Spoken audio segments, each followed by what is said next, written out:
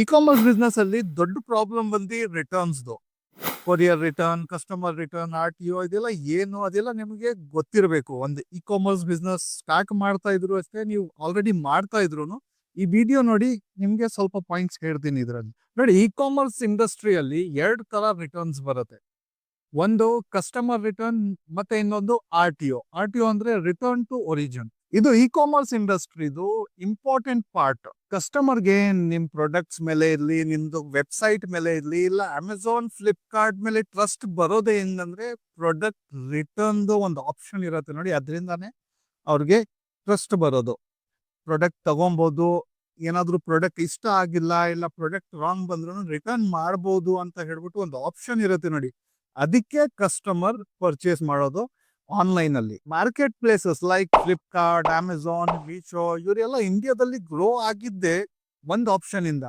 Return ಇದೆಯಲ್ಲ, ಅದು option ಇಂದಾನೇ ಅವರೆಲ್ಲ ಇಷ್ಟು ಗ್ರೋ ಆಗಕ್ ಆಗಿದ್ದು. ಅವ್ರದ್ದು ರಿಟರ್ನ್ ಪಾಲಿಸಿ ಇರ್ತಾ ಇರ್ಲಿಲ್ಲ ಅಂದ್ರೆ, ರಿಟರ್ನ್ ಆಪ್ಷನ್ ಇರ್ತಾ ಇರ್ಲಿಲ್ಲ ಅಂದ್ರೆ, ಫ್ಲಿಪ್ಕಾರ್ಟ್, ಅಮೆಝಾನ್ ಇಲ್ಲ ಯಾವುದೇ ತರದ್ದು online E commerce business develop ಆಗಕ್ ಆಗ್ತಾ ಇರ್ಲಿಲ್ಲ, ಗ್ರೋ ಆಗಕ್ ಆಗ್ತಾ ಇರ್ಲಿಲ್ಲ ಇಂಡಿಯಾದಲ್ಲಿ. ಅದು ಆಪ್ಷನ್ ಇಂದಾನೇ ಇದು ಇಂಡಸ್ಟ್ರಿ ಗ್ರೋ ಆಗಿದ್ದು. ಇ ಕಾಮರ್ಸ್ ಬಿಸ್ನೆಸ್ ಸ್ಟಾರ್ಟ್ ಮಾಡೋದಿದ್ರೆ ಇದು 2 ಪಾಯಿಂಟ್ ಇದೆಯಲ್ಲ, ಅದು ನಿಮ್ ಮೈಂಡ್ ಅಲ್ಲಿ ಫಿಕ್ಸ್ ಮಾಡ್ಕೊಳ್ಳಿ. ತುಂಬಾ ಇಂಪಾರ್ಟೆಂಟ್ ಪಾಯಿಂಟ್ಸ್ ಇದು. ಸೊ ಕಸ್ಟಮರ್ ರಿಟರ್ನ್ ಮತ್ತೆ R T O, return to origin ಏನಿದು ಅದು ತಿಳ್ಕೊಳ್ಳೋಣ, ಇಂಪಾರ್ಟೆಂಟ್. ಕಸ್ಟಮರ್ ರಿಟರ್ನ್ ಒಂದ್ ಮಾತು ಸಿಂಪಲ್ ಆಗಿ ಅರ್ಥ ಮಾಡ್ಕೊಳ್ಳಿ. ನೀವು ಪ್ರಾಡಕ್ಟ್ ಪ್ಯಾಕ್ ಮಾಡ್ತೀರಾ, ಪ್ಯಾಕ್ ಮಾಡ್ಬಿಟ್ಟು ಕಸ್ಟಮರ್ಗೆ ಕಳಿಸ್ತೀರಾ. Customer product ತಗೊಂತಾನೆ. ಬಟ್ ಕಸ್ಟಮರ್ಗೆ ಏನಾದ್ರೂ ಪ್ರಾಡಕ್ಟ್ ಇಷ್ಟ ಆಗಿಲ್ಲ, ಅದು ಕಲರ್, ಕ್ವಾಲಿಟಿ ಏನಾದ್ರೂ ಒಂದು ಇಷ್ಟ ಆಗಿಲ್ಲ ಅಂದ್ರೆ ಕಸ್ಟಮರ್ ಏನ್ ಮಾಡ್ತಾನೆ, ಅದು ಪ್ರಾಡಕ್ಟ್ ರಿಟರ್ನ್ ಮಾಡ್ತಾನೆ. ಸೊ ಕಸ್ಟಮರ್ ರಿಟರ್ನ್ ಮಾಡಿದ್ರೆ ಅದಕ್ಕೆ ಚಾರ್ಜಸ್ ಬೀಳುತ್ತೆ, ಅದು ನೀವು ಪೇ ಮಾಡಬೇಕು, ಕಸ್ಟಮರ್ ಪೇ ಮಾಡಲ್ಲ. ಓಕೆ, ಕಸ್ಟಮರ್ ಪ್ರಾಡಕ್ಟ್ ತಗೊಂಡ ನಿಮ್ಗೆ ವಾಪಸ್ ಕಳ್ಸ್ಬಿಟ್ಟ, ಅವ್ರಿಗೆ ಇಷ್ಟ ಆಗಿಲ್ಲ ಅಂತ ಹೇಳ್ಬಿಟ್ಟು, ಇಲ್ಲ ಪ್ರಾಡಕ್ಟ್ ಅಲ್ಲಿ ಏನೋ ಡ್ಯಾಮೇಜ್ ಇತ್ತು, ಏನಾದ್ರೂ ಒಂದು ಕಾರಣಕ್ಕೆ ನಿಮ್ಗೆ ವಾಪಸ್ ಕಳ್ಸಿದ್ರೆ ಅದಕ್ಕೆ ಚಾರ್ಜಸ್ ನೀವು ಪೇ ಮಾಡಬೇಕು. ಮತ್ತೆ ಚಾರ್ಜಸ್ ತುಂಬಾ ಹೆವಿ ಇರುತ್ತೆ ಚಾರ್ಜಸ್. ಸೊ ಅದು ಗೊತ್ತಿರಬೇಕು ನಿಮ್ಗೆ. ಅದಕ್ಕೆ ಎಲ್ಲಾ ಮಾರ್ಕೆಟ್ ಪ್ಲೇಸಸ್ ಏನ್ ಹೇಳುತ್ತೆ, ನಿಮ್ದು ಲಿಸ್ಟಿಂಗ್ ಮಾಡೋ ಟೈಮಲ್ಲಿ ಕೇರ್ಫುಲ್ ಆಗಿ ಪ್ರಾಪರ್ ಡೀಟೇಲ್ಸ್ ಹಾಕಿ, ಮತ್ತೆ ಪ್ರಾಪರ್ ಫೋಟೋಸ್ ಹಾಕಿ. ನಿಮ್ದು ಪ್ರಾಡಕ್ಟ್ ಯಾವ ತರ ಇದೆ ಅದೇ ತರ ಡೀಟೇಲ್ಸ್, ಅದೇ ತರ ಫೋಟೋಸ್ ಇರಬೇಕು. ಯಾಕಂದ್ರೆ ಅದರಲ್ಲಿ ಕಸ್ಟಮರ್ ರಿಟರ್ನ್ ಆಗೋ ಚಾನ್ಸಸ್ ಜಾಸ್ತಿ ಇರುತ್ತೆ. ಯಾಕಂದ್ರೆ ನೀವು ಫೋಟೋ ಅಲ್ಲಿ ಡೀಟೇಲ್ಸ್ ಕೊಡೋದ್ರಲ್ಲಿ ಏನಾದ್ರೂ ಡಿಫ್ರೆಂಟ್ ಆಗಿದ್ರೆ ನಿಮ್ ಪ್ರಾಡಕ್ಟ್ ಗಿಂತ, ಆ ಟೈಮಲ್ಲಿ ಕಸ್ಟಮರ್ ಕಾಮನ್ಲಿ ಓಕೆ ರಿಟರ್ನ್ ಮಾಡೇ ಮಾಡ್ತಾನೆ. ಎವ್ರಿ ಕಸ್ಟಮರ್ ರಿಟರ್ನ್ ಪ್ರಾಡಕ್ಟ್ ಮೇಲೆ ನಿಮ್ಗೆ 100ಗಿಂತ ಹಿಡಿದು 150 ರೂಪಾಯಿ ಅಷ್ಟು ನಿಮ್ಗೆ ಚಾರ್ಜಸ್ ಆಗ್ಬೋದು. ನೀವು ಪೇ ಮಾಡಬೇಕು. ಮಿನಿಮಮ್ 100 ರೂಪಾಯಿಂದ 150 ರೂಪಾಯಿ, 200 ರೂಪಾಯಿ, depend upon the product size and weight. So proper listing ಇದ್ರೆ ನಿಮ್ಗೆ ರಿಟರ್ನ್ಸ್ ತುಂಬಾ ಕಮ್ಮಿ ಆಗುತ್ತೆ. ಓಕೆ, ಸೊ ಲಿಸ್ಟಿಂಗ್ ಮಾಡೋ ಟೈಮಲ್ಲಿ ಪ್ರಾಪರ್ ಹಾಕಿ ಎಲ್ಲ ಡೀಟೇಲ್ಸ್. ಸೊ ಇವಾಗ ತಿಳ್ಕೊಳ್ಳೋಣ R T O, return to origin ಅಂದ್ರೆ ಏನು. ಸೊ ಕಸ್ಟಮರ್ ಪ್ರಾಡಕ್ಟ್ ಆರ್ಡರ್ ಮಾಡ್ತಾನೆ, ಬಟ್ ಡೆಲಿವರಿ ಮಾಡೋ ಟೈಮಲ್ಲಿ ಕಸ್ಟಮರ್ ಪ್ರಾಡಕ್ಟ್ ಎಕ್ಸೆಪ್ಟ್ ಮಾಡಿಲ್ಲ.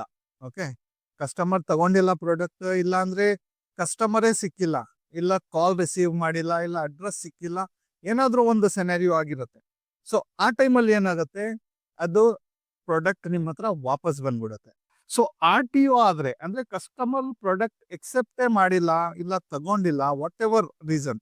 ಸೊ ಆ ಟೈಮಲ್ಲಿ ಏನಾಗುತ್ತೆ, ಪ್ರಾಡಕ್ಟ್ ನಿಮ್ಮ ಹತ್ರ ವಾಪಸ್ ಬಂದ್ಬಿಡುತ್ತೆ.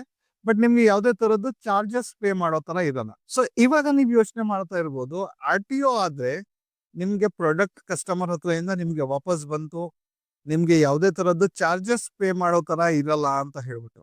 ಸೊ ನೋಡಿ, ಇದ್ರಲ್ಲೇ ಒಂದು ಪ್ರಾಬ್ಲಮ್ ಇದೆ. ಓಕೆ, ಇದ್ರಲ್ಲೂ ನಿಮ್ಗೆ ಪ್ರಾಡಕ್ಟ್ ಆರ್ ಟಿ ಒ ಆದ್ರೂ ಸಮ್ ಎಕ್ಸ್ಪೆನ್ಸಸ್ ನಿಮ್ ಮೇಲೆ ಬೀಳುತ್ತೆ. ಸೊ ಪ್ರಾಬ್ಲಮ್ ಏನಂದ್ರೆ, ನಿಮ್ಗೆ ಅನ್ಕೊಳ್ಳಿ, ನಿಮ್ಗೆ ಡೈಲಿ 50 ಆರ್ಡರ್ಸ್ ಬರ್ತಾ ಇದೆ. ಓಕೆ, 50 ಆರ್ಡರ್ ನೀವು ಪ್ರೊಸೆಸ್ ಮಾಡ್ತಾ ಇದ್ದೀರಾ, ಯಾವ್ದಾದ್ರು ಮಾರ್ಕೆಟ್ ಪ್ಲೇಸ್ ಅಲ್ಲಿ ಇರ್ಲಿ, ಫ್ಲಿಪ್ಕಾರ್ಟ್, ಅಮೆಝಾನ್, ಮೀಶೋ ಯಾವ್ದಾದ್ರು ಇರ್ಲಿ. ಓಕೆ, ಮಾಡ್ತಾ ಇದ್ದೀರಾ. ಆ ಟೈಮಲ್ಲಿ 50 ಪ್ರಾಡಕ್ಟ್ಸ್ ಅಲ್ಲಿ ಅನ್ಕೊಳ್ಳಿ ನಿಮ್ಗೆ 10ರಿಂದ 15 ಪ್ರಾಡಕ್ಟ್ ರಿಟರ್ನ್ ಆಯ್ತು. ಕಸ್ಟಮರ್ ರಿಟರ್ನ್ ಇರ್ಲಿ, ಓಕೆ ಆರ್ ಟಿ ಒ ಇರ್ಲಿ, ಕೊರಿಯರ್ ರಿಟರ್ನ್ ಇರ್ಲಿ, ಏನಾದ್ರು ಇರ್ಲಿ, 15 ಪ್ರಾಡಕ್ಟ್ ಅನ್ಕೊಳ್ಳಿ ನಿಮ್ಗೆ ರಿಟರ್ನ್ ಬಂತು. ಅದು ರಿಟರ್ನ್ ಪ್ರಾಡಕ್ಟ್ ಕಸ್ಟಮರ್ ರಿಟರ್ನ್ ಮಾಡ್ತಾನೆ ನೋಡಿ, ಕಸ್ಟಮರ್ ರಿಟರ್ನ್ ಅವರ ಆರ್ ಟಿ ಒ ಏನಾದ್ರು ಇರ್ಲಿ, ಅದು ರಿಟರ್ನ್ ಆಗ್ಬಿಟ್ಟು ನಿಮ್ಗೆ ಪ್ರಾಡಕ್ಟ್ ನಿಮ್ ಹತ್ರಕ್ಕೆ ವಾಪಸ್ ಬರಕ್ಕೆ ಅಟ್ಲೀಸ್ಟ್ 8ರಿಂದ 10 ದಿವಸ ಆಗತ್ತೆ, ಕಮ್ಮಿ ಅಂದ್ರೂ. ಸೊ ಆ ಟೈಮಲ್ಲಿ ಏನಾಗುತ್ತೆ, ನಿಮ್ದು ಸ್ಟಾಕ್ ಮೇಲೆ ಎಫೆಕ್ಟ್ ಬೀಳತ್ತೆ. ಅಂದ್ರೆ ಅನ್ಕೊಳ್ಳಿ, ಇವಾಗ ಡೈಲಿ ನಿಮ್ಗೆ 10 ಪ್ರಾಡಕ್ಟ್ ನಿಮ್ಗೆ ಟ್ರಾನ್ಸಿಟ್ ಅಲ್ಲಿ ಸಿಗಾಕೊಂಡ್ರೆ, ಆ ಟೈಮಲ್ಲಿ ಏನಾಗುತ್ತೆ, ಪ್ರಾಡಕ್ಟ್ ನಿಮ್ಗೆ ರೀಚ್ ಆಗಕ್ಕೆ ಟೈಮ್ ತಗೊಳತ್ತೆ. ಸೊ ಆ ಟೈಮಲ್ಲಿ ಏನಾಗುತ್ತೆ, ನಿಮ್ಮ ಹತ್ರ ಸ್ಟಾಕ್ ನೀವು ತರ್ತಾ ಇರಬೇಕು. ಇಲ್ಲಿಂದ ಸ್ಟಾಕ್ ನಿಮ್ದು ಟ್ರಾನ್ಸಿಟ್ ಅಲ್ಲಿ ಹೋಲ್ಡ್ ಆಗ್ತಾ ಇದೆ. ಆ ಟೈಮಲ್ಲಿ ನೀವು ಹೊಸ ಪ್ರಾಡಕ್ಟ್, ಹೊಸ ಆರ್ಡರ್ ನೀವು ಪ್ಲೇಸ್ ಮಾಡ್ತಾ ಇರಬೇಕು. ನಿಮ್ಮ ಹತ್ರ ಸ್ಟಾಕ್ ಇಕ್ಕಿರ್ಬೇಕು. ನೀವು ಪ್ರಾಡಕ್ಟ್ ಔಟ್ ಆಫ್ ಸ್ಟಾಕ್ ಮಾಡಕ್ ಆಗಲ್ಲ. ಔಟ್ ಆಫ್ ಸ್ಟಾಕ್ ಮಾಡಿದ್ರೆ ನಿಮ್ಗೆ ಪ್ರಾಡಕ್ಟ್ ವಿಸಿಬಿಲಿಟಿ ಬೀಳುತ್ತೆ. ಸೊ ಅದಕ್ಕೆ ಏನ್ ಮಾಡ್ಬೇಕು, ನೀವು ಪ್ರಾಡಕ್ಟ್ ನಿಮ್ಮ ಹತ್ರ ಇಕ್ಬೇಕು. ಸೊ ಜಾಸ್ತಿ ಸ್ಟಾಕ್ ತರಬೇಕು ನೀವು. ಸೊ ಟ್ರಾನ್ಸಿಟ್ ಅಲ್ಲಿ ಪ್ರಾಡಕ್ಟ್ ಶಿಪ್ ಆಗೋ ಟೈಮಲ್ಲಿ ಕಸ್ಟಮರ್ ಹತ್ರ ಹೋಗಿ ತಿರ್ಗಾ ನಿಮ್ಮ ಹತ್ರ ವಾಪಸ್ ಬರುತ್ತೆ. ಆ ಟೈಮಲ್ಲಿ ಏನಾಗುತ್ತೆ, ಪ್ರಾಡಕ್ಟ್ ಡ್ಯಾಮೇಜು ಆಗುತ್ತೆ ಕೆಲವು. ಸೊ ಡ್ಯಾಮೇಜ್ ಆಗೋದಕ್ಕೆ ಏನಾಗುತ್ತೆ, ನಿಮ್ಗೆ ಅಟ್ಲೀಸ್ಟ್ 70-80% ನೀವು SPF ಕ್ಲೈಮ್ ತಗೊಬಹುದು. ಓಕೆ, ಡ್ಯಾಮೇಜ್ ಆಗಿದೆ ಪ್ರಾಡಕ್ಟ್, ಕಸ್ಟಮರ್ ಮಾಡಿದನೋ ಇಲ್ಲ ಟ್ರಾನ್ಸಿಟ್ ಅಲ್ಲಿ ಆಗಿದೆಯೋ, ಪ್ರಾಡಕ್ಟ್ ಡ್ಯಾಮೇಜ್ ಆಗಿದೆ ಅಂತ ಹೇಳ್ಬಿಟ್ಟು ನೀವು ಕ್ಲೈಮ್ ಮಾಡ್ಕೊಬಹುದು. 70-80% ಕ್ಲೈಮ್ ಆಗ್ಬಿಡುತ್ತೆ. ಬಟ್ 20-30% ಪ್ರಾಡಕ್ಟ್ಸ್ ಇದೆಯಲ್ಲ, ಅದು ಕೆಲವು ಟೈಮಲ್ಲಿ ಏನಾದ್ರೂ ಒಂದು ರೀಸನ್ ಇಂದ ನಿಮ್ಗೆ ಕ್ಲೈಮ್ ಮಾಡಕ್ ಆಗಲ್ಲ. ಆ ದುಡ್ಡು ನಿಮ್ಗೆ ವಾಪಸ್ ಬರಲ್ಲ. ಡ್ಯಾಮೇಜ್ ಆದ್ರೂ ಪ್ರಾಡಕ್ಟ್ ನಿಮ್ ಹತ್ರ ವಾಪಸ್ ಬರಲ್ಲ. ಓಕೆ, ಅದು ಒಂದು ನಿಮ್ಗೆ ಸ್ವಲ್ಪ ಅಲ್ಲಿ ಲಾಸ್ ಬೇರ್ ಮಾಡ್ಬೇಕು ನೀವು. ಮತ್ತೆ ನೀವು ಲೇಬಲ್ ಪ್ರಿಂಟ್ ಮಾಡ್ತೀರಾ, ಮತ್ತೆ ನೀವು ನಿಮ್ದು ಟೈಮ್ ಕೊಡ್ತೀರಾ ಪ್ಯಾಕ್ ಮಾಡಕ್ಕೆ, ನಿಮ್ ಸ್ಟಾಫ್ ಟೈಮ್ ಕೊಡುತ್ತೆ.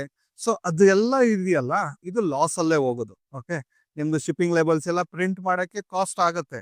ಡೈಲಿ 10-15 ಪ್ರಾಡಕ್ಟ್ ನಿಮ್ದು ಏನಾಗತ್ತೆ, ರಿಟರ್ನ್ ಆದ್ರೆ ನಿಮ್ದು ಸ್ಟಾಫ್ ಟೈಮು ಇಲ್ಲ ನಿಮ್ದು ಟೈಮು ಇದೆಲ್ಲ ವೇಸ್ಟ್ ಆಗತ್ತೆ. ಟೈಮ್ ವೇಸ್ಟ್ ಆಗ್ತಾ ಇದೆ ಅಂದ್ರೆ ಲೆಕ್ಕ ದುಡ್ಡು ವೇಸ್ಟ್ ಆಗ್ತಾ ಇದೆ ನಿಮ್ದು. ಸೊ ಅದನ್ನು ಕ್ಯಾಲ್ಕುಲೇಷನ್ ಹಾಕ್ಬೇಕು ನೀವು. ಯಾವತ್ತೂ ಅಷ್ಟೇ ಪ್ರಾಡಕ್ಟ್ ಪ್ರೈಸ್ ಸೆಟ್ ಮಾಡ್ತೀರಾ ನೋಡಿ, ಆ ಟೈಮಲ್ಲಿ ನೀವು ರಿಟರ್ನ್ಸ್ ಎಷ್ಟಾಗ್ಬೋದು, ಕೊರಿಯರ್ ರಿಟರ್ನ್ಸ್ ಎಷ್ಟಾಗ್ಬೋದು, ಅದೆಲ್ಲ ಯೋಚನೆ ಮಾಡ್ಬಿಟ್ಟೆ ನೀವು ಒಂದು ಪ್ರೈಸ್ ಸೆಟ್ ಮಾಡಬೇಕು ನಿಮ್ದು ಪ್ರಾಡಕ್ಟ್ಗೆ. ಸೊ ಫ್ರೆಂಡ್ಸ್, ನಿಮ್ಗೆ ಅರ್ಥ ಆಗಿರ್ಬೋದು ಇವಾಗ ಯಾವ ತರ ಪ್ರಾಡಕ್ಟ್ ಲಿಸ್ಟಿಂಗ್ ಮಾಡಬೇಕು, ಯಾವ ತರ ಫೋಟೋ ಶೂಟ್ ಮಾಡಬೇಕು.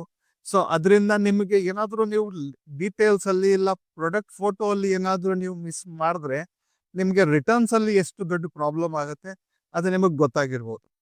ಓಕೆ, ಸೊ ನೀವೇನಾದ್ರೂ ಸ್ಟಾರ್ಟ್ ಮಾಡ್ತಾ ಇದ್ದೀರಾ ಇಲ್ಲ ಆಲ್ರೆಡಿ ಮಾಡ್ತಾ ಇದ್ದೀರಾ ಬಿಸ್ನೆಸ್, ನಿಮಗೆ ರಿಟರ್ನ್ಸ್ ಬರ್ತಾ ಇದೆ ಜಾಸ್ತಿ. ಸೊ ನಾನು ಹೇಳಿದ್ದು ಪಾಯಿಂಟ್ಸ್, ಓಕೆ, ಅದಕ್ಕೆ ಯೂಸ್ ಮಾಡಿ ನೀವು, ಅದರಿಂದ ನಿಮ್ಗೆ ರಿಟರ್ನ್ಸ್ ಕಮ್ಮಿ ಆಗತ್ತೆ. ಸೊ ನಿಮ್ಗೆ ಏನಾದ್ರೂ ಡೌಟ್ಸ್ ಇದೆ ಇಲ್ಲ ಏನಾದ್ರೂ ಟಾಪಿಕ್ ಮೇಲೆ ನಿಮ್ಗೆ ವಿಡಿಯೋ ಬೇಕಾದ್ರೆ ನನಗೆ ಕಮೆಂಟ್ ಅಲ್ಲಿ ಹೇಳಿ, ಒಂದು ವಿಡಿಯೋ ಡೆಫಿನೆಟ್ ಆಗಿ ಮಾಡ್ತೀನಿ ಅದ್ರ ಮೇಲೆ. ಓಕೆ ಫ್ರೆಂಡ್ಸ್, ಈ ವಿಡಿಯೋ ಅಲ್ಲಿ ಇಷ್ಟೇ. ನಡಿ ಸಿಗೋಣ ಫ್ರೆಶ್ ಟಾಪಿಕ್ ಜೊತೆಗೆ ನೆಕ್ಸ್ಟ್ ವಿಡಿಯೋ.